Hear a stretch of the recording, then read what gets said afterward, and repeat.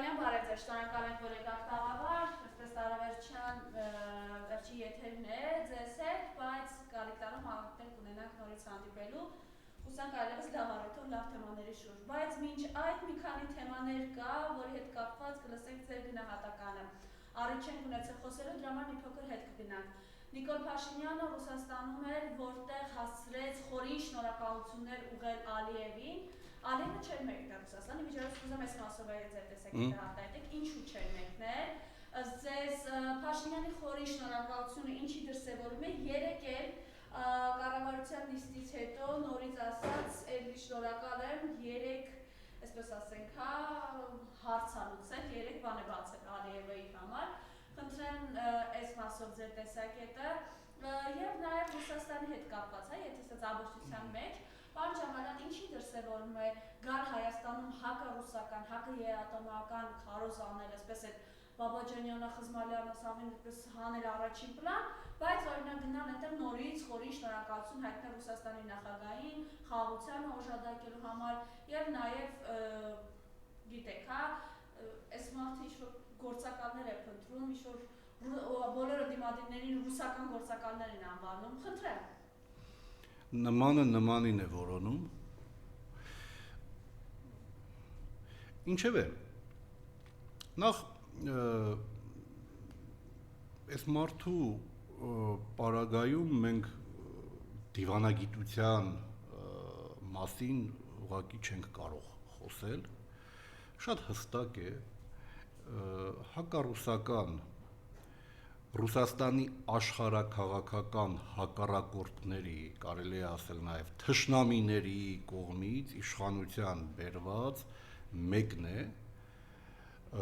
ով համակարգային հակառուսականությունը դարձրել է իր իշխանավարման հիմնական քաղաքական ուղղությունը, Հայաստանը Ռուսաստանից ամեն կերպ հեռացնելը, Հայաստան-Ռուսաստան անդունդը ստեղծելն ու խորացնելը, անջրպետելը մեզ ստրատեգիական դաշնակցից եղել է ու մնում է այս մարդու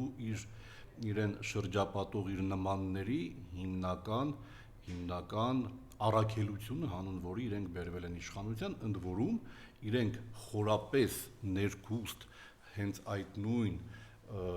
ախտաբանական հակառուսականության կրողն են եւ հաճույքով երբեմն անգամ ինքնուրույն նախաձեռնողականություն հանդես բերելով են կատարում այն աշխարհաքաղաքական հանձնառականը, հանուն որի բերված են իշխանության։ Բայց դրա հետ մեկտեղ Հայաստանի կապը, ես այստեղ դիտավորյալ չեմ ուզում օգտագործել կախվածություն բառը, որովհետև տվյալ պարագայում մենք շատ բնական տասնամյակներով, հարյուրամյակներով ձևավորված կապերի մասին պետք է խոսենք Ռուսաստանի հետ, եւ ահա այդ կապերն այնքան ամուր են, որ այդ կապերը միանգամից կտրելը ուղղակի անհնարին է։ Եվ հասկանալով ու առերեսվելով այդ իրողության հետ, Նիկոլ Փաշինյանը իր իշխանության գալու առաջին իսկ օրվանից ընդհուպ մինչ այժմ Ռուսաստանում խաղում է Ռուսաստանի բարեկամի այդ դերը, իհարկե շատ վատ է խաղում, հաճոյանալով երկդիմիությամբ փորձում է մոլորեցնել ուրեմն պաշտոնական Մոսկվային, հանուն ազնվության պետք է ասել, որ Ռուսաստանում կար մի հոսանք իշխանական վերնախավում, որ գտնում էր, որ հնարավոր է Նիկոլ Փաշինյանի հետ հարաբերություններ ունենալ, բայց այդ հոսանքը աղետի բերեց, լրջագույն խնդիրներ ստեղծեց հենց Ռուսաստանի համար, ակներև փաստ է, որ շատ սխալ հաշվարկների, շատ սխալ ուրեմն ուղղություն էր այդ ուղղությունը, Եվ արդյունքն այն է, որ Հայաստանը Ռուսաստանից բավական հեռացել է, անկախ նրանից, թե Նիկոլ Փաշինյանը Մոսկվաներում ինչպես կհաջողախոսի Ռուսաստանի ղեկավարությանը, Ռուսաստանին, համակարգային հակառուսականությունը թափ է հավաքում եւ Մոսկվայում տեսնում ու հասկանում են եւ ես հույս ունեմ, որ հենց Մոսկվայում էլ այդ վնասաբեր վտանգավոր հոսանքը, թե Նիկոլ Փաշինյանին կարելի է այսպես դիտարկել իբրև գործընկեր իր հետ հնարավոր է աշխատել, այդ տեսակետը կրողները մեծագույն խնդիրներ են ստեղծել հենց Ռուսաստանի համար եւ կարծում եմ ճշգրիտ հետեւությունները Մոսկվայում կանեն։ Երկդիմիություն է, ոչ ավելին, այնինչ մենք տեսնում ենք Մոսկվայում, սա չի բերելու հայ-ռուսական հարաբերությունների կարգավորման, իր այսպես արերևույթ այսպես լոյալ պահվածքն ասեմ հաջողախոսական այդ հռետորաբանությունը, սա դիվանագիտություն չի, սա չի արտահայտում օրվա Հայաստանի իշխանության իրական դիրքորոշումները Ռուսաստանի հանդեպ, ընդամենը հաջողախոսություն է եւ կարծում եմ Կրեմլում սա շատ լավ հասկանում են։ Ընդհակառակը համակարգային հակառուսականությունը թափ է հավաքելու։ Բոլորովին պատահական չի, որ այսօր Նիկոլ Փաշինյանի հենարանը հանդիսանում է հավաքական արևմուտքը, Եվրամիությունը բացահայտորեն ներգրավված է նիկոլական բռնությունները, ուրեմն ոչ միայն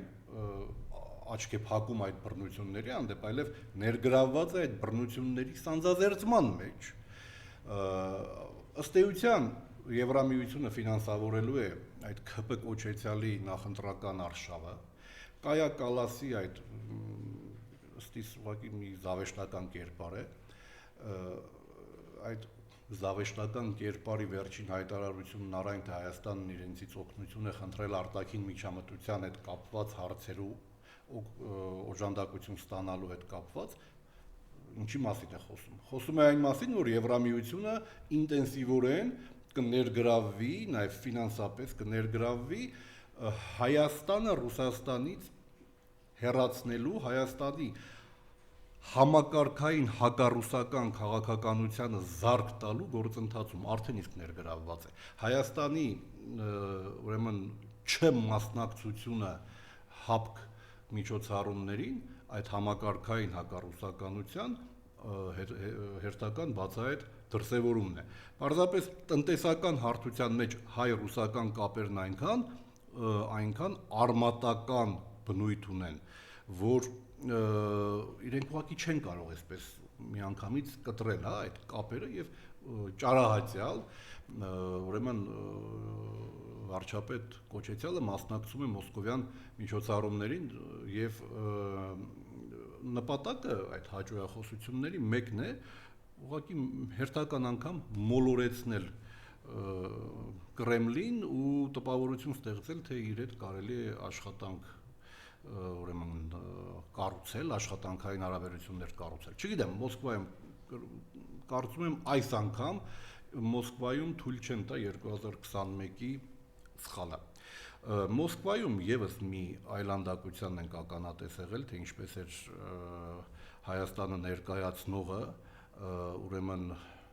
վարչապետ Կոչեցյալը շնորհակալություն հայտնում Ալիևին, ով բացահայտորեն ուղղակի առհամարել էր այդ միջոցառումն ու չեր ներկայացել ու շատ պարզ է թե ինչու, որովհետև Ադրբեջանի հակառուսական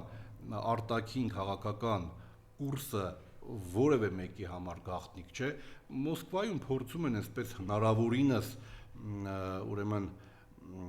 մեղմել դեռևս ինչ որ կտրուկ քայլերի Ալիևի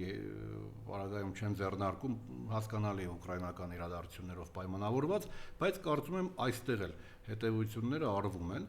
Ադրբեջանը երբեք ու երբեք չի եղել եւ չի լինելու Ռուսաստանի հետ դաշնակցային հարաբերությունների հակված պետություն։ Ադրբեջանը թուրքական պրոյեկտ է, Ադրբեջանը բրիտանա-թուրքական ուրեմն ազդեցության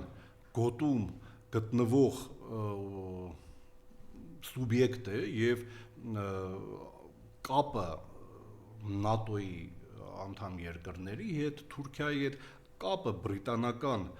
կենտրոնների հետ, թե Ալիևյան կլանի, թե Ադրբեջանի, այնքան արմատական ու խորքային բնույթ ունի, որ Ադրբեջանը երբևէ չի լինելու Ռուսաստանի համար դաշնակցի կարգավիճակում ուրեմն գտնվող պետություն։ Եվ Արցախի ուրեմն օկուպացիայից հետո Նիկոլ Ալիև այդ գործարքի արդյունքում Արցախը ստանալուց հետո Ալիևը դարձել է սանձարձակ, հիմա կարծես թե այդ հակամարտության փուլը մի քիչ այսպես մեղմվել է, հակամարտային, հա, այդ ֆոնը մեղմվել է ամիսներ առաջվա, բայց միևնույն է Ալիևը երբեք չի եղել ու չի լինելու Ռուսաստանի համար այսպես դաշնակից պետության ղեկավար, ինքն էլ իր հակառուսականությամբ անթաքույց հակառուսականությամբ միշտ էլ աչքի է ընկել եւ հերթական հակառուսական քայլն է։ Ուղղակի Ադրբեջանը իրեն զգում է շատ ավելի ինքնավստահ Արցախի օկուպացիայից հետո։ Սա է խնդիրը։ Ռուսաստանը այս մասով ինչ-որ անելիք կունենա, հետևություններ կանի, որովհետեւ կարևոր է Ռուսաստանի համար տարածաշրջանում չկորցնել իր վերահսկողությունը։ Տեսեք, կայսրություն հիմնած ազգերը ունեն իրենց կայսրությունների հոգեբանական պատկերացումը, կայսրությունների սահմանների վերաբերյալ իրենց այսպես սերնդեսերունդ փոխանցվող պատկերացումը եւ ինչպես հիմա մենք տեսնում ենք, որ Բրիտանիան նորօրյա իրողություններում փորձում է էլի վերստեղծել իր երբեմնի կայսրական նկարագիրը, վերադառնալ այդ նկարագրին, իհարկե նորովի, նոր ձևաչափերով, բառացիորեն չի գաղութացնում ուրեմն երկրները, բայց մենք տեսնում ենք Բալկաններ, Մերձավոր Արևելք, Միջին Ասիա, շատ հստակ այդ բրիտանական գիծը, եւ հենց այստեղ է որ բրիտանական շահերն ու մեծ Թուրանի գաղափարը համահունչ են դառնում ու մեծ Թուրանի գաղափարը դառնում է բրիտանական ազդեցությունը այդ ռեգիոններում վերականգնելու գործիքներից մեկը։ Հիմա Ռուսաստանի պարագայում նույնպես ռուսները կայսրություն ստեղծած ժողովուրդ են, շատ ծանր են տարել խորհրդային միության փլուզումը եւ թեպետ հիմա Ռուսաստանը արդեն իսկ վերագտել է իր տեղն ու դերը աշխարհում, բայց ռուսական ընկալումներում կա Ռուսաստանի այսպես եւ սահմանների եւ Ռուսաստանի համար կենսական նշանակություն ունեցող ռեգիոններում իրենց աշխարհակաղակական ուրեմն գերակայության մասին պատկերացումները կայսրության սահմանների այդ հոգեբանական ընկալումը կա եւ այո Ռուսաստանը վաղ թե ուշ իսկ կարծում եմ որ այդ ժամանակը արդեն գնալով ավելի մոտենում է վերադառնալու է Անդրկովկաս չի էլ հեռացել այսպես հիմնավորապես Արցախի կորստով շատ մեծ հարված հասցվեց Ռուսաստանի կենսական շահերին ռեգիոնում ասել թե ռուսները ոչինչ չարեցին որպեսզի Արցախը մնա հայապատկան եւ իրենց ազդեցությունն այստեղ ուրեմն շարունակի պահպանվել սխալ կլինի շատ բան են արել բայց Հայաստանից ավելի շատ անել ոչ միայն չէին կարող մենք էլ չպետք է որևէ մեկից պահանջենք որ մեզ համար ավելի շատ անեն քան կարող է անել Հայաստանի կառավարությունը։ Հայաստանի կառավարությունը Արցախը հանձնել է Պրագյան ուրեմն այդ պայմանավորվածություններով եւ ուկրաինական իրադարձությունների ֆոնին, երբ Ռուսաստանը շատ ծանր վիճակում էր հայտնվել 22-ի վերջին, 23-ին էլ Նիկոլ Ալիև այդ դաշինքը իր գործն արեց, իր սև գործն արեց ու արդյունքում այո մենք տեսանք որ ուղղակի Ալիևը օգտվեց առիթից ու Ռուսաստանի ժամանակավոր այդ թուլությունը իշահ իրեն օգտագործելով, բայց իհարկե օգտվելով Հայաստանի օրվա իշխանության դավաճանությունից օկուպացրեց Արցախը եւ այստեղ թիվ 1 խնդիրը Արցախի կորստի ու թիվ 1 մեղավորը իհարկե նիկոլական դավաճանական իշխանությունն է, ով ուղղակի Պրագայում հանձնեց Արցախն Ադրբեջանին, հետո էլ մատը մատին չխփեց Արցախը ուրեմն պահելու համար եւ այդ դաժան օրերին մենք տեսանք այդ դավաճանական կրավորական կեցվածքը մեր Արցախի հանդեպ, ընդ որում մի վերապահում անեմ, բոլորովին պարտադիր չէր, որ 18 տարեկան երեխեքը կռվեին, ուղղակի 1000 ու մի հնարավորություն կար Արցախին օգնելու, ի վերջո կարելի էր թույլ տալ կամավորականները այստեղից գործողություններ կատարեին։ Ես ուզում եմ ուղղակի հիշեցնել հայտնի հայտարարությունը մեր ուրեմն իրանագետ համերկրացի Կարինե Գևորգյանի առայն, որ 2023-ի սեպտեմբերի 19-ին երկու անգամ Թեհրանից, որտեղ գտնվում էր Շոյգուն, առաջարկություն է արվել Հայաստանի իշխանություններին Հայաստանի տարածքն օգտագործել իբրև հիմք եւ ուրեմն կայունացնել իրավիճակը Արցախում։ Սա ենթադրում էր, որ Իրանի տարածքից կամ Ռուսաստանից ինչ որ ուժեր պետք է գային եւ կարելի էր գտնել ինչ որ սխեմա, պարզապես Հայաստանը իրավական առումով պետք է գործընթացի մեջ ներգրավվեր։ Իսկ դա տեղի չունեցավ։ Եվ բոլորովին, երբ ասում ենք, որ Արցախին մենակ թողեցին, մենք հատուկ ուզում եմ ընդգծել, որ ի նկատի չունենք, թե 18 տարեկանները պետք է հենց գնային ու կռվեին։ Կան բազմաթիվ սխեմաներ, որոնք ուղղակի չեն գործարկվել եւ ռուսական ու իրանական կողմի այդ համատեղ առաջարկը 2023-ի սեպտեմբերի 19-ին մերժել են օրվա դավաճանական իշխանությունները։ Հետևաբար Արցախը դավաճանվել է։ Եվ ասել, թե ռուսները ոչինչ չեն արել, որ իրենց ազդեցությունը այստեղ պահպանվի, որ Արցախը մնա հայապատկան, ուղղակի զարուրելի անարդարություն կլինի։ Հիմա վերադառնալով հարցին ու շատ կարճ պատասխանեմ ամփոփելով, Ռուսաստանը վերադառնալու է, այստեղ շատ կարևոր վերապահում անեմ։ Տեսեք, բազմաբևեռ աշխարհում մի քանի ուժային կենտրոններ են արդեն իսկ ձևավորվել եւ յուրաքանչյուր ուժային կենտրոն իբրև այդպիսին լիարժեքորեն կայանալու համար պետք է իրեն շրջապատի հուսալի դաշնակիցներով եւ ժամանակակից աշխարհակարգի պայմաններում շատ մեծ է դառնում ավելի սահմանափակ ռեսուրսներ ունեցող երկրների տեղն ու դերը։ Հետևաբար տեսեք, երբ մենք խոսում ենք, որ Ռուսաստանն իր ազդեցությունը պետք է վաղ-թե-ուշ վերականգնի ռեգիոնում, մենք բնավ ի նկատի չունենք, որ այդ սխեմաներում մենք պետք է լինենք ստորադասված, պետք է լինենք գուբերնիայի կարգավիճակում, ինչպես ախտաբանական սորոսական հակառուսականության քարոզիչներն են ասում։ Ոչ, այդ իրողությունների պայմաններում մենք մեր արժանապատիվ տեղն ու դերը պետք է գտնենք ռեգիոնում, վերականգնենք պատշաճ մակարդակի հայ-ռուսական դաշինքը եւ սուբյեկտ դառնալով ռեգիոնում ու հայ-ռուսական դաշինքի ու նաեւ Իրանի հետ ռազմական դաշինքի կարգավիճակի բերելով մեր հարաբերությունները, մեր արժանապատիվ տեղը իբրև սուբյեկտի վերագտնենք ռեգիոնում եւ այստեղ ուզում եմ հատուկ ընդգծել, ինչը շատ անգամ եմ ասել, հայ-ռուսական հարաբերությունները մեզ համար պետականակենտրոն միտք ունեցող հայերիս համար միշտ կառուցվել են հավասարը հավասարի տրամաբանությամբ եւ երբ օրինակ այդ մասին ես ասել եմ, շատ անգամ եմ ասել, բնավ ի նկատի չեմ ունեցել ռեսուրսների չափը, այո, ռեսուրսների չափով մենք հավասարը հավասարի լինել չենք կարող, բայց նշանակության մեջ հայ-ռուսական դաշինքի նշանակության մեջ մենք հավասար ենք, չենք լինի մենք, չի լինի Ռուսաստանը, համենայն դեպս այս տեսքով չի լինի, չի լինի Ռուսաստանը, այո, չի լինի Ռուսաստանը, իհարկե, չենք լինի նաև մենք, ինչպես Ռուսաստանի ժամանակավոր թուլությունից օգտվեցին ու Արցախը դավաճանների հետ միասին, թուրք-բրիտանական տանդեմը դավաճանների մատուցմամբ ուլ տվեց, նույնը կարող է լինել նաև մեզ հետ, եթե Ռուսաստանը իսկապես թուլանա եւ հետեւաբար մեր դաշինքը ռուսների հետ կառուցվում է հավասարը հավասարի տրամաբանությամբ եւ երբ ես խոսում եմ, որ մեր կապերը Ռուսաստանի հետ ոչ թե կախվածություն է, այլ օրգանական, արմատական կապեր են, որոնք մեր երկրի ինքնաբավությունը ապահովելու գործին պետք է ծառայեցնել։ Ռեալ ինքնիշխանությունը ամենատարբեր ոլորտներում առավելագույն ինքնաբավությունն է եւ այդ ինքնաբավությունը ներքին ռեսուրսներով միայն վերստեղծել այսօրվա աղետի ֆոնին նամանավանդ շատ դժվար է, հետեւաբար դաշինքը, հայ-ռուսական դաշինքը մենք պետք է հետագայում ծառայեցնենք Հայաստանի ինքնաբավություն ամենատարբեր ոլորտներում ավելացնելու գործին եւ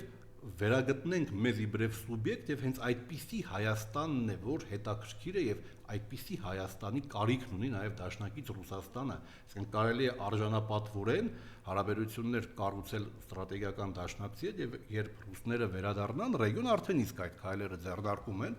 եւ այդ օրը չի ուշանում, մոտենում է եւ այստեղ մենք պետք է խելացի գտնվենք եւ ճիշտ աշխարհակաղակական ընտրություն կատարելով իբրև սուբյեկտ վերականգնենք մեր տեղը ռեգիոնում եւ այդ ժամանակ վստահեցնում եմ նաեւ կորուստները կվերականգնվեն ու մենք իսկապես ազդեցիկ պետություն կլինենք տարածաշրջանում։ Այս իրականության մեջ երբ ինքը խորի շնորհակալություն է հայտնում Ալիևին, Բաքվի դատարաններում այլևս մեղադրական վճիռներ են հրապարակում եւ այլևս երեք էլ հայտի դարձավ, որ մեր նախագահները Բակո Սահակյանը, Արկադի Ղուկասյանը իրենց եզրափակիչ ելույթ են ունեցել, չընդունելով այդ կես շինծու մեղադրանքները, որոնք վերագրում են իրենց եւ բոլորին այնտեղ բանտվածներին, գերեվարվածներին եւ գիտեք, որ մարդկանց տանում են ՑՄ ազատազրկման։ Խնդրեմ, եթե տեսեք, շատ ցավալի իրողություններ են, ես անձամբ շատերի հետ ոչ միայն ծանոթ եմ եղել, Մանուկյան Դավիթը ընկերս է, հպարտանում եմ իր պես առաքինի արժանապատիվ հայորդու հետ իմ ընկերությամբ հաստով ես շատ լավ ճանաչել եմ Բակո Սահակյանին, մեր պետական գործին ու մասին մենք դեռ շատ ենք լսելու հետագայում, շատ հետաքրքիր նյուանսներ ու դրվագներ կան, որոնց վերաբերյալ հասարակությունը տեղյակ չի, պետական գործիչ մեծատարով ու բոլորը։ Տեսեք, Դավիթը Բաբայան, ես խոսում եմ մարդկանց մասին ու անձամբ եմ ճանաչում, Դավիթը Իշխանյան, մարդիկ են, ովքեր վաստակ ունեն Արցախյան պետականությունը կերտելու գործում։ Տեսեք, առաքինի արժանապատիվ կեցվածք, այսպես գիտեք, օրինակելի ինչ որտեղ շատ հստակ կոնտրաստը ընդգծող նաև թե ինչպես օրինակ 10 տիրադավ եպիսկոպոս կարող է ամեն տեսակ կոմպրոմատների գերի դառնալով դավաճանել վեհափառին, դավաճանել եկեղեցուն, հայ ժողովրդին, հա, տեսեք համեմատության մեջ ինչքան նողկալի է երևում Արցախի թեմի առաջնորդ Վրթանես Բերանես չի բացվում ասել Սրբազանին ու անձամբ դեպ ճանաչում եմ, շատ հարգանքով եմ միշտ վերաբերվել ու անսպասելի շոկ է եղել ինձ համար իր այդ քայլը։ Հիմա տեսեք իրեն այստեղ եւ մեր ռազմաքաղաքական ղեկավարության առաքինի պահվածքը Բաքվում իրենք մեր պատիվն են պահում ու փրկում եւ ինչ ասեմ գալու է օրը մենք տեսնելու ենք մեր պետական գործիչներին մեր երկրում եւ Հայաստանի փրկվելու այդ գործընթացը երբ մեկնարկի ես վստահ եմ որ մենք մեր պետական այրերին կտեսնենք նաեւ մեր երկրում իմ խոնարհումն իրենց ես ասում եմ օրինակելի է իրենց առաքինի պահվածքն ու կեցվածքը թշնամու դատարանում ինչ ասեմ մեր համազգային ողբերգության ամենա այսպես տհաճ ամենախոցող արարներից մեկն է բայց լուսավոր օրերը գալու են եւ մեր պետական այրերին ես վստահ եմ մենք մեր երկրում տեսնելու ենք բայց մենք տեսնում ենք այս իշխանությունը ամեն կերպ թաղում է մեր ռազմագերիների թեման մենք այս իրականության մեջ ունենք պատկերացնելու չէ սարսափելի անգամ պատկերացնել այսինքն մենք գիտենք մոտավորապես ինչ կտանքների ինչ տանջանքների են ենթարկվում մեր հայրենակիցները Բաքվի բանտերում եւ մենք գիտենք վերջերս ինֆորմացիա եկավ որ Վագիլ Խաչատրյանը որին տասնամյակներով ազատազրկման են դատապարտել սարսափելի ուղղակի մարդկային ողբերգություններ են Մարիամ ջան սրտի խնդիրներով հիվանդանոցում է այդտեղ հարց է ինչ պայմաններում խնդրեմ այս մասով ձեր տեսակետը մարդկային ողբերգությունը ես չգիտեմ ինչ ասեմ, ուղղակի շատ կարևոր է, որպեսզի մեր ժողովուրդը, տեսեք, չտրվի ամեն տեսակ, այսպես ասենք, էլի նիկոլաթուրքական մանիպուլյացիաներին, նաև այս հարցում, որովհետև գերխնդիր է դրված վարկաբեկել Բաքվում գտնվող մեր պետական այրերին, մեր հայրենակիցներին, իրենք չէին կարող չանել այն, ինչ արել են։ Իրենք իրենց զոհել են հանուն այն բանի, որ Արցախահայությունը կարողանա անվտանգ դուրս գալ։ Իրենք ունեին հնարավորություն շատ ավելի վաղուց լքելու Արցախը։ Հասկանում եք, ու սա այնքան ակնառու փաստ է, եւ զուգահեռաբար այնքան ակնառու է նաեւ իշխանամերձ, իշխանական, այդ քարոզիչների ստոր, անգամ բառը դժվարանում եմ գտնել, այդ ստոր պահվածք, երբ փորձում են մարդկանց վարկաբեկել, նախ բանտում գտնվող մարդկանց վերաբերյալ առասարակ հանրությունը մի քիչ այսպես հակված է մեղմ խոսել, նամանավանդ այս պարագայում, երբ մարդիկ ուղղակի անձնազոհության են գնացել հանուն մի բանի, հանուն Արցախի ժողովրդի անվտանգ դուրս գալու։ Վտանգ են զգում իշխանությունները, նաև Բաքվում գտնվող մեր պետական գործիչներից, վախենում են, սարսափում են այն հեռանկարից, որ իրենք մի գեղեցիկ օր վերադառնալու են, եւ ամեն կերպ փորձում են իրենց վարկաբեկել, բայց ինչ ասեմ, մեր ժողովուրդը թերևս ունի այնքան իմաստնություն, այնքան միտք, այնքան քննադատական միտք, որ նաև այս հարցում նիկոլական մանիպուլյացիաներին չտրվի եւ հավուր պատշաճի գնահատի այն մարդկանց անձնազոհությունը, ովքեր այսօր այո Բաքվի բանտերում կտանքների են ենթարկվում հանուն մի բանի, որ Արցախի ժողովուրդը կարողանար անվտանգ դուրս գալ։ Ու այս իրականության մեջ Ռուբեն Վարդանյանի մասին ադրբեջանցիները ֆիլմ են նկարում, որտեղ նաև օգտագործվում են Խզմալյանի, Սամվել Բաբայանի խոսքը, հետաքրքիր չէ Վագիվ Խաչատրյան, Ռուբեն Վարդանյան, Վագիվ Խաչատրյանը դատվում է Բաքվում, որովհետև կեղծ մեղադրանքով ինքը Սամվել Բաբայանի վարորդն է եղել եւ Ռուբեն Վարդանյանի հետ կապված խայտարակ,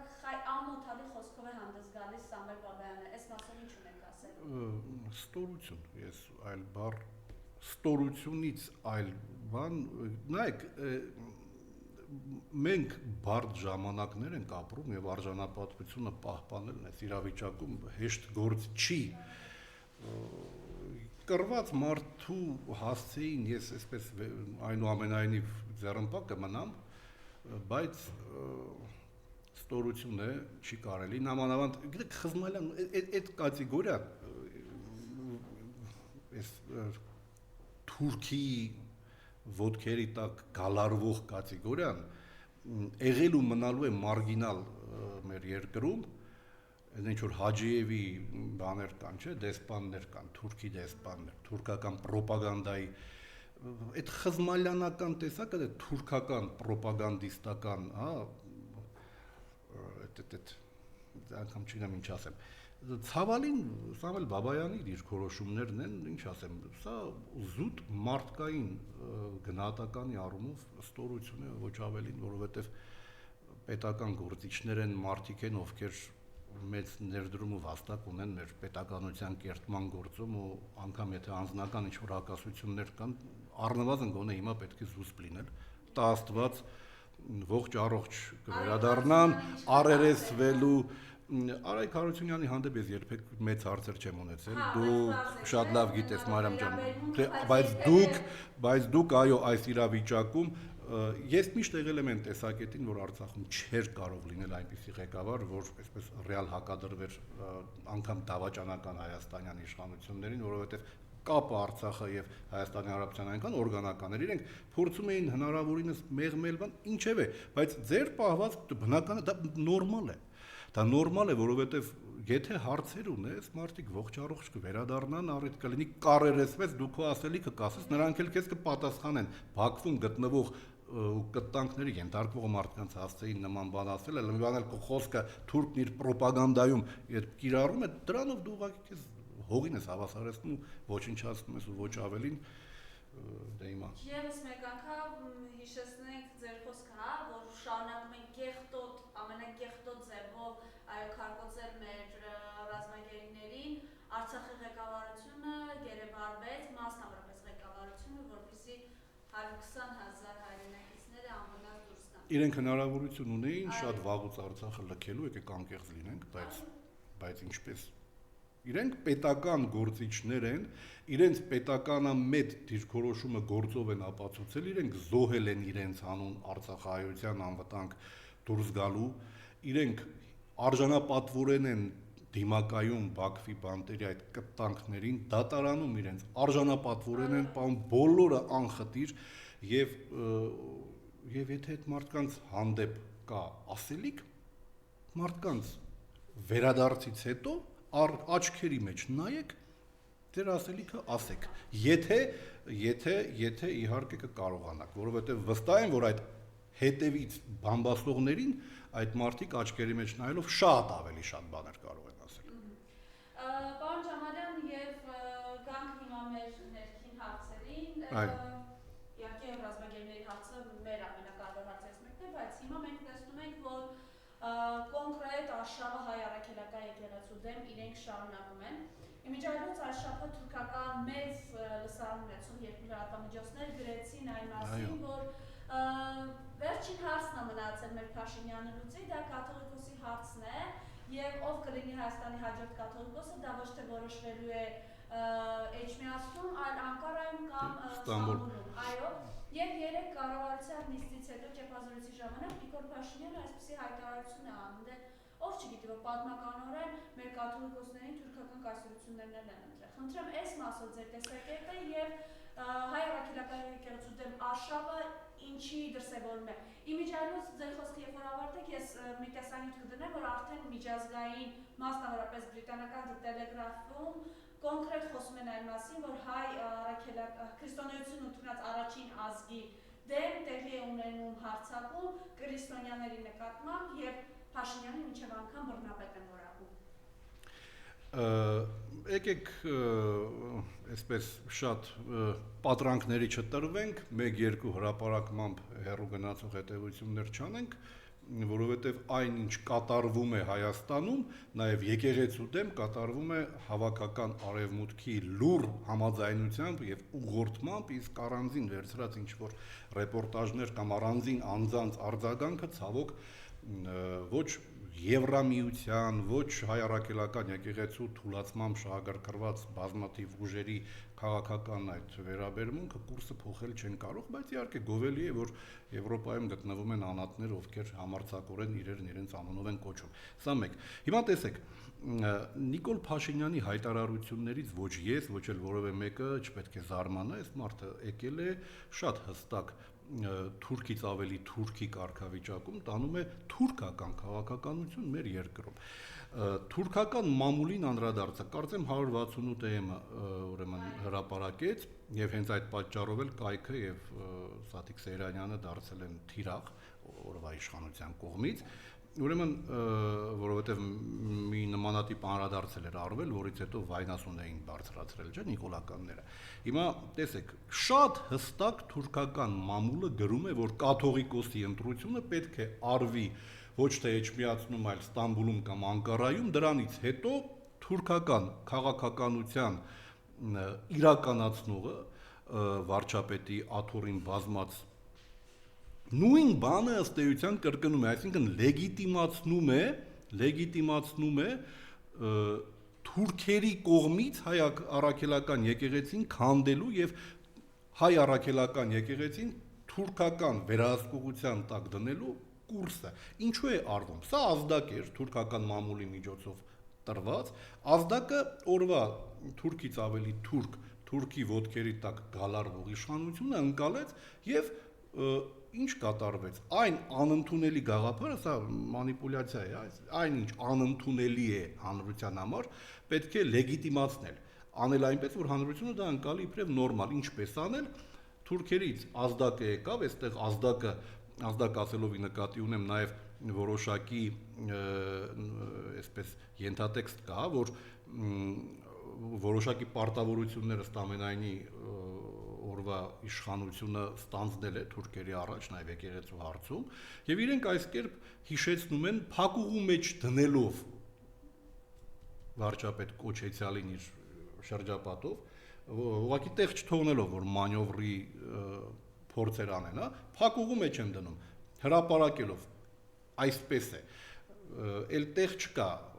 մանյովրելու։ Իրենք էլ ազդակն ընկալում են, հասկանալով, որ տեղ չունեն մանյովրելու, ու փորձում են անընդունելի գաղափարը դարձնել ընդունելի հանրության համար, եւ նույն բանը փաստորեն կառավարության նիստում վարչապետ Կոչեցյալը ասում է, բայց հանրության ընկալումներում շատ հստակ է, անգամ սոցհարցումներն են ցույց տալիս, որ հանրությունը տեսնում է ուղիղ կապը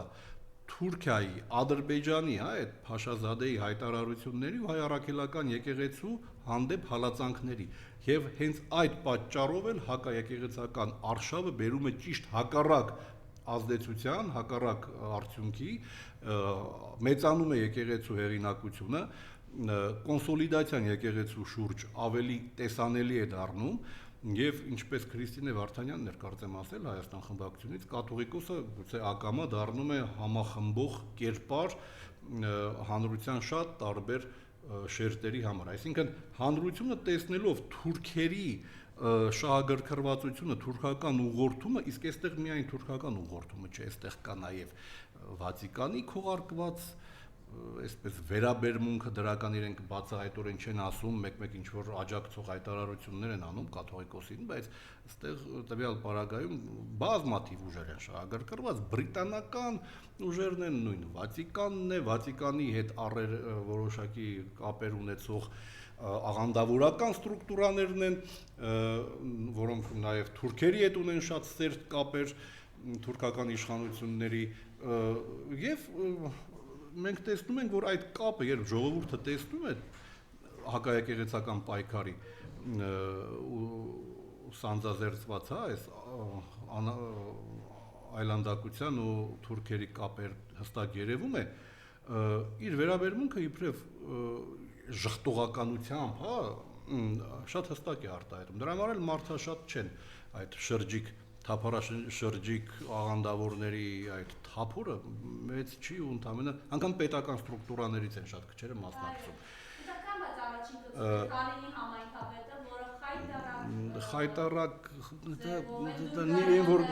ավարայքող տնօրեն է, որը թաղել էր կարծեմ Աննայից կրթված է, չէ՞։ Դե գիտեք, այս մարգինալները իրենց արժանապատվության ու անպատվության մեջ այս մարդիկ ընտրում են անպատվությունը, վերածվում են մարգինալների եւ հանրությունը հավուր պատշաճի իրենց գնահատականը տվել ու տալու է այն դեպքներ, երբ ուզում են Նիկոլից ավելի Նիկոլ երևալ, ոչինչ մարդիկ տեսնում են եւ համապատասխան հետևություններ են առնում։ Այսինքն այստեղ պաշտոնը պահելու համար մարդը պատրաստ է թարել որտեղ ասես, ինչ ասես անել։ Հանուն պաշտոնի այս մարդիկ պատրաստ են ամեն ինչի, բայց իշխանությունը հավերժ չի։ Եվ այս քայլերով իդեպ այս հակաեկեղեցական պայքարը ավելի ապալեգիտիմ է դառնում։ Եվ պարզ է, որ հանրությունը եկեղեցու շուրջ կոնսոլիդացված է, միավորված է եւ վերջում ուզում եմ նաեւ իմ խոնարհումը վեհապար տիրոջը իր պետականակենտրոն պահվածքի համար մեր արժանապատիվ առաքինի եպիսկոպոսած դասի ներկայացուցիչներին Միքայել, Բագրատ, Մկրտիչ Սրբազաններին, Արշակ Սրբազանին, ում համարձակ խոսքը շատ է ցավեցրել օրվա իշխանությանը, պատիվ ունեմ ճանաչելու Մկրտիչ Սրբազանին, հպարտանում եմ իր հետ իմ հարաբերություններով եւ վստահ եմ, որ իրենք լինելով հոգեվոր Հայաստանի առաջամարտիկները առաջնորդելու են մեր հանրությունը, նաև մեր եկեղեցին, որը մաքրվեց ամեն տեսակ ուրեմն ինչպես Միքայել Սրբազանն էր ասել, տիրոջ այգու չորացած շիվերից, հա, արդեն իսկ մաքրվեց։ Եվ այս մարդիկ, մեր եպիսկոպոսները վեհափառի առաջնորդությամբ մեր հոգևոր վերածննդի առաջամարտիկները լինելով բերելու են այդ հոգևոր վերածննդին մեզ բոլորին։ Ճիշտ է, ինքը հայտարարել է, որ Կիրակի գնալու է Գառնիում պատարագի մասնակցի, բայց մենք տեսանք, որ դեկտեմբերի 18-ի վերջի շրջանում գոնե առաջին անգամ ընդդիմադիրները ի պատիվ Հայ հեղափոխական դաշնակցությանի, ի պատիվ Մերձևովին եւ մյուս փոքր դիմադիր ուժերին կարողացան միասնաբար գործել եւ թույլ չտալ, որպեսզի այդ ողջությունը տեղի ունենա առաքելական եկեղեցու դեմ, բայց զգոնությունը պետք է պահել, որտեղ ամենայն հավանականությամբ Կիրակի օրը եւս կփորձեն ինչ-որ տավրոսներ ու դուրգարաններ փորձել նմանատիպ քայլերի գնալ։ Եթե հրահանգ չիջնի վերևից, դժվար իրենք այսպես իրենց նախաձեռնությամբ գնան, բայց ամեն դեպքում իհարկե զգոնությունը պահել անհրաժեշտ է։ Մենք այո տեսանք, որ եկեղեցին իսկապես վերածվել է համազգային պայքարի խորհրդանիշի, մենք տեսնում ենք մոբիլիզացիա հանրության եկեղեցուն պաշտպանելու հարցում, ես հույս ունեմ, որ առաջիկա ընտրություններում այդ մոբիլիզացիան մեկ ճակատով գնալու, առավելագույնը 2 դաշինքով գնալու մոտեցումը կհաղթի պետականակենտրոն ուժերին ու ամեն տեսակ մանր-մունր ամբիցիաները դեն նետած մեծ կոալիցիաներ առնվազն գոնե առավելագույնը 2 կոալիցիայով կգնան ու այդ դեպքում երաշխավորված հաջողություն կունենան, նախկին ներկայի այդ մոլորեցնող թեզը ջարդելով կգնան, հույս ունեմ, եւ 2026-ը շատ վճռորոշ է լինելու, ճակատագրական է լինելու եւ այս միասնությունը, որ մենք տեսնում ենք եկեղեցու շուրջ, հուսամ կտեսնենք նաեւ նախընտրական շրջանում, ինչը հաղթանակի միակ գրավականն է։ Անջատ գնալը, ամեն տեսակ ամբիցիաների տրվելը դավաճանությանը հավասարազոր բան է լինելու։ Եվ կարծում եմ այդ գիտակցումը պետականակենտրոն ուժերի մոտ կա։ Ու մի հարց էլ հիմա մեզ փորձում են այդ կես խաղաղությամբ կերակրել եւ օրինակ ադրբեջանական բենզինը, տեսեք, այս վագոններով բերել ենք այդ խաղաղությունը, խնդրեմ ես ասել ձեր տեսակետը, պարոն Ջանալյան։ Գիտեք, ցավոք սրտի, Մարիամ ջան, մեր հասարակության շրջանում կա մի շերտ, նյութապաշտ, մորթապաշտ, բարոյական զարգացման այն ամենանվազագույն շեմում գտնվող մարդկանց ինչ որ մի սակավաթիվ խումբ կա, ովքեր ստամոքսից են կողմ չեն տեսնում եւ այս մարդիկ պատրաստ են նաեւ ընդունելու, հա, Ադրբեջանից այդ կրճոնները փոխարենը կամ չտեսնելով կամ ցանկանալով տեսնել այն վտանգները, թե ինչ իր հետ կբերի այդ մի քանի կոպեկով ավելի էժան բենզինը, Հայաստանի թրքացման հեռանկարը 300,000 ադրբեջանցիներն էլ այդ բենզինի հետ են գալու, բայց գիտեք մորթապաշտի տրամաբանության մեջ հենց դրա համար էլ մորթապաշտ ենք անվանում նմաններին այդ հերու գնացող սեփական ստամոքսից հերու ոչինչ իրենց չհետաքրքրող մարդկանց համար սա խնդիր չի, հա, բայց փառք Աստծո, որ այդ մարդկանց թիվը քիչ է եւ փառք Աստծո, որ մեր հասարակությունը վերջին տարիներին հասունացել է, մենք ունենք այսպես ստապ միտք ունեցող հասարակություն արդեն իսկ եւ այդ ադրբեջանական կրճոնները, որ նետվում են մեզ, փոխարենը բերելով սարսափելի վտանգները բերվելու են, եթե 2026-ին օրվա ռեժիմը կարողանա վերարտադրել իր իշխանությունը, ընտրվել չի կարող, եթե վերարտադրել կարողանա, այդ բենզինի հետ Հայաստանը հեղեղելու են նաեւ 100,000-ավոր ադրբեջանցիներ, սա պետք է շատ հստակ հասկանալ, Ադրբեջանն իր սահմանադրությունը չի փոխել, խաղաղ եւ մեր երկրի տարածքների մի զգալի հատված համարում է իրենը եւ խաղաղության թեզն էլ ոչ միայն կեղծ է, այլև վտանգավոր է, որովհետեւ խաղաղությունն ու արժանապատվությունը հոմանիշներ են, խաղաղությունը հնարավոր է լինում հաստատել եւ խաղաղությունը տևական է լինում, երբ կան երաշխիքներ, մեկ երբ կողմերը փոխադարձ հավասարազոր փոխզիջումների արդյունքում դժվար կոմպրոմիսային ինչ-որ լուծումներ են գտնում եւ երկուսի համար այդ կոմպրոմիսային լուծումը լինում է ընդունելի, երբ երկուսին էլ ձեռնտու է լինում խաղաղությունը, բառի իմաստով, իսկ այստեղ մենք տեսնում ենք մի կողմից կապիտուլյացիայի ինչ-որ ընթացք, մյուս կողմից գայլի ախորժակ, եւ եթե թույլ ես, եթե ողորմելի վիճակում ես, խոցելի ես, խաղաղություն չես կարող աղերսելով ստանալ, քեզ անընդհատ սպառնալու են, հարվածելու են ու ստանալու են։ Խաղաղության հեռանկարը հնարավոր է ապահովել մի դեպքում միայն երբ մենք լինենք ուժեղ, քանզի մարդկության պես հին է այն ճշմարտությունը, որ եթե խաղաղություն ես ուզում, պատրաստվիր պատերազմի, ուժեղ կլինես, խաղաղություն կվաստակես։ Հետևաբար, եթե 2026-ին այս իշխանությունը վերարտադրվեց, մենք ոչ թե խաղաղություն ենք ստանալու, այլ պատերազմ ենք ստանալու, ոչ միայն 300,000 թուրքերի Հայաստան գալով ենք ստանալու այդ պատերազմը, այդ կոնֆլիկտը մեր քաղաքների փողոցներում, այլև բառի իմաստով պատերազմ ենք ստանալու, ամեն հերթական պահանջը բավարարելու համար Ադրբեջանը հարված է հասցնելու, օրվա իշխանությունն էլ կռիվ չանելու, պատերազմ թույլ չտալու անվան տակ խաղաղության այդ այլասերված ընկալումը, մատուցելով իբրև միակ տարբերակ մեծ կռվից պրծնելու, հանձնելու է հերթական հողը, հերթական պահանջն է բավարարելու։ Ի վերջո, այս իշխանությունը 20 թվականից մինչև հիմա իմ հաշվարկով մոտ 6 մեծ ու փոքր պատերազմ է բերել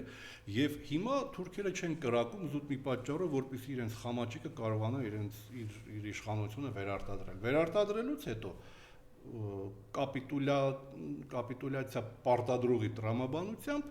հերթական հարվածը այս կամ այն հատվածում սահմանի, երբ հարմար գտնի, հասցնելու է, ստիպելու է, որպեսզի պատերազմ թույլ չտալու այդ կեղծ թեզով հերթական զիջումներն իրենց անեն ու օրվա իշխանությունը անելու է։ Հազար ու մի պատրվակ է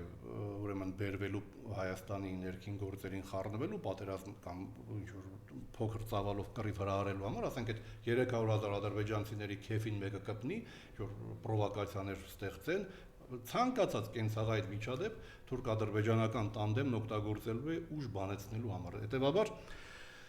երբ քաղտեխնոլոգներն ասում են, որ պետականակենտրոն ուժերը պետք է խաղաղության օրակարգ առաջարկեն հանրությանը, այլընտրանքային խաղաղության օրակարգ առաջարկեն հանրությանը, ճիշտ են ասում։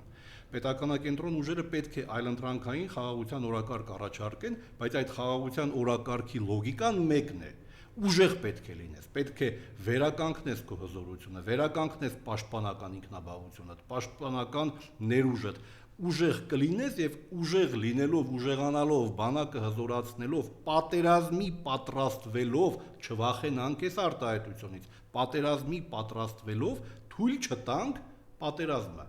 Իդեպ մի փոքրիկ համեմատություն եմ ուզում անցկացնել, տեսեք, ես Քավլիցի Զելենսկուն իր շրջապատով համարում եմ ուղղակի նաեւ սեփական ժողովրդի հանցագործ, որովհետեւ հակառուսական ուժերի ձեռքին գործիք դարձան ու երկիրը ուղղակի ավիրեցին, բայց այդ ամենով հանդերձ դուք հələ տեսեք հիմա երբ իրենք այսպես շպրտվել են, Տրամպի կողմից, արդեն տեսնում են, որ ամերիկան շահագրգռված չէ ուկրաինական զարգացումներով եւ իրենց խաղաղություն է պարտադրում, իրենց համար աննպաստ պայմաններով։ Դուք տեսեք այնուամենայնիվ այդ նույն Զելենսկու իշխանությունը ինչպիսի կռիվ է տալիս ամեն թիվ հողի համար։ Ես կրկնում եմ, այս պաթոլոգիական հակառուսականությամբ տրված ու արևմուտքի ձեռքին խամաճիկ դարձած Զելենսկին իր շրջապատով Ուկրաինան հասցրել է ուղղակի աղետի շեմին, արդեն աղետի է բերել։ Բայց դրա հետ մեկտեղ դուք տեսեք ոնց են կռիվ տալիս նույն Տրամպի հետ, իհարկե ունենալով բրիտանական, եվրոպական աջակցությունը, ինչպիսի կռիվ են տալիս ամեն թիվ հողի համար։ Հիմա մենք էլ 2020-ին բանակցություններում, եթե Նիկոլի փոխարեն այլ մեկը ունենայինք պետական իշխանության ղեկին, թեկուզ նոյեմբերի 9-ի նախորդին ու գտնվեր մեկը, որ այդպիսի կռիվ տար ամեն թիվ հողի համար, մենք ունեինք Ռուսաստանի, Իրանի աջակցությունը նաև դիվանագիտական հարթակում, մենք չէինք ունենա նոյեմբերի 9-ը, առնվազն այն ինչ ունեցանք, չէինք ունենա, եթե չասենք, որ եթե նորմալ իշխանություն լինելու իշխանափոխություն անգամ նոյեմբերի 9-ին, մենք այդ պատերազմը կհաղթեինք մի քանի ամիս անց, որովհետև երկիրը ուղղակի ճիշտ կկառավարվեր, ռեսուրսները ճիշտ կօգտագործվեին, կձեռնարկվեին այն քայլերը, որոնք պետք էր ձեռնարկել այդ օրերին հաղթանակի համար։ Ինչու եմ այս օրինակը բերում։ Հանձնելով խաղաղության չես գնում, հանձնելով խաղաղության չես հասնում, հանձնելը չի բերում խաղաղության, նամանավանդ Թուրքի պարագայում, հանձնելը բերում է միայն ու միայն Թուրքի ախորժակն ավելի գրգռելուն ու ոչ ավելին։ Հետևաբար անգամ հիմա ուկրաինական օրինակով, նայելով թե Զելենսկին, այդ կոռումպացված Ուկրաինան աղետի հասցրած մեկը ինչպես է, անգամ այդ կերպարը ինչպես է միթիս հողի համար կռիվ տալիս, մեր բնակչությանը, մեր հանրությանն եմ ասում, համեմատեք ու տեսեք, թե մենք ինչ աղետալի վիճակում ենք, ինչ ողորմելի վիճակում է հասցրել երկիրը, վիճակի է հասցրել երկիրը այս իշխանությանը։ Հանձնելով խաղաղություն չես ստանում, ու Զելենսկին էլ է սա հասկանում։ Դրա համար ամեն թիսողի համար կռիվ է տալիս։ Եվ վերջին հարց Աշոտ Մինասյանին, Աշոտ Երկաթին եւս տարանկանանքի, խնդրեմ, այս մասով Աշոտ Մինասյանին պատիվ ունեմ ճանաչելու, համարում եմ ավագ ընկեր, վաստակ ունեցող լեգենդար զինվորական, ուժուկորով եմ մաղթում, առողջական խնդիրներ ունի, սիրտը մի քանի անգամ ստենդավորել են, բայց չի կոտրվում։ Ես ուզում եմ հատուկ ընդգծել, այս բռնությունները բերում են հակառակ արդյունքի։ Ես չգիտեմ մեկին, ով այս ամբողջ բռնությունների ալիքի արդյունքում լռի ու դադարի իր հանրային ակտիվությունը հանդես բերելուց, առավել ևս պարոն Մինասյանի պարագայում։ Այո, Առաքինի հայորդի իրեն առողջություն ուժուկորով եմ մաղթում, հպարտանում եմ իր հետ իմ ունեցած բարեկամությամբ, ինչ ասեմ, եւ կրկնում եմ, սա մի կողմից ավելի այսպես մոբիլիզացնում ու մոտիվացնում է պայքարի պատրաստ մեր հանրությանը, մյուս կողմից իրենց չկոտրվելն էլ ավելի ողորմելի է դարձնում օրվա իշխանությունը եւ այս բռնությամբ իշխանություն պահել հնարավոր չի։ Եվ հատուկ ընդգծեմ, որ սա մենք իրավամբ կարող ենք անվանել եվրանիկոլական բռնություն, որովհետև այս այլանդակությանը մենք ոչ միայն եվրոպական կառույցների հավուր պատշաճի արձագանքը չենք տեսնում, այլև քողարկված կերպով այս ամենը պետականակենտրոն ուժերի հանդեպ այս ուրեմն բռնությունը հովանավորվում է եվրոպական կառույցների կողմից, հակառուսական մաղձով, ուրեմն այդ պատված, մշուշված եվրոչինովնիկների համար ամեն ինչ ընդունելի է, եթե հակառուսական գծի մեջ է։ Նիկոլն էլ սա վարպետորեն այս հարցը այդ հանգամանքը հաշվի առնելով գործում է, այսպես ասենք, բայց օգուտ չի բերելու սա իրեն, որովհետև բռնությունը երբեք քաղաքական լեգիտիմության բերել չի կարող ապօրինի բռնությունը եւ ընդհակառակը իշխանությանը ավելի ու ավելի մարգինալացնում է ու հենարանից զրկում է։ Շնորհակալություն։ Ես էլ եմ շնորհակալ։